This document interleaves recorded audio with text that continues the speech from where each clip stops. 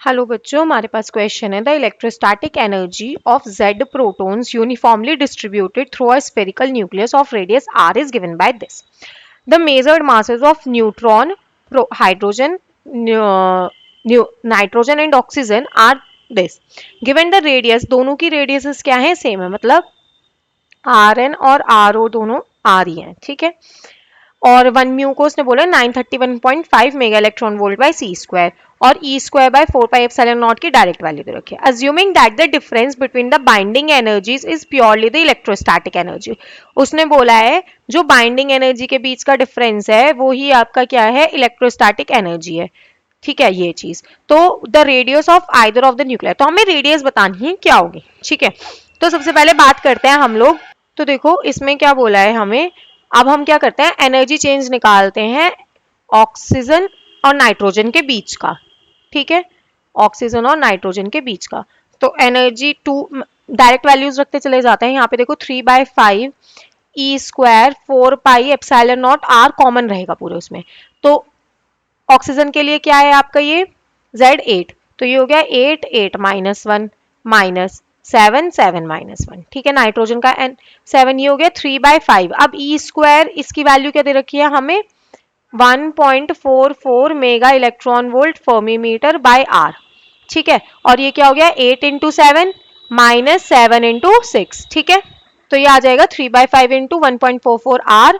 और ये वाली वैल्यू आप सॉल्व करोगे तो ये मिलेगा आपको 56 माइनस कितना हो गया ये 42. इसको सॉल्व करके आपको वैल्यू मिलती है 12.096 R mega electron volt fermi metre, ठीक है. इतनी हो गई. अब हम बात करते हैं जो आपकी बाइंडिंग एनर्जी के लिए आएगा. तो बाइंडिंग एनर्जी क्या होती है, चेंज इन मास, ठीक है, इनटू सी स्क्वायर. अब देखो क्या करेंगे हम उसके लिए. हम बाइंडिंग मास डिफेक्ट क्या होता है आपका, Z mass of hydrogen plus N mass of neutron minus mass of आपका जो एटम या न्यूक्लियस होता है उसका. तो हम पहले नाइट्रोजन की बात करते हैं. नाइट्रोजन के डिफेक्टिव मास को हम M1 बोलते हैं, ठीक है. तो Z कितने हैं नाइट्रोजन में, 7 मल्टीप्लाई मास ऑफ हाइड्रोजन है 1.007825, ठीक है. उसके न्यूट्रॉन्स बचे 8, ये हो जाएगा 1.008665, ये डेटा क्वेश्चन में गिवन ही था, माइनस 15.000109 म्यू में चल रहा है ये. इसको सॉल्व करा तो हमारे पास आता है 0.12399 म्यू, ठीक है. अब हम ऑक्सीजन की बात करते हैं और ऑक्सीजन को मैं बोलती हूँ डेल M2.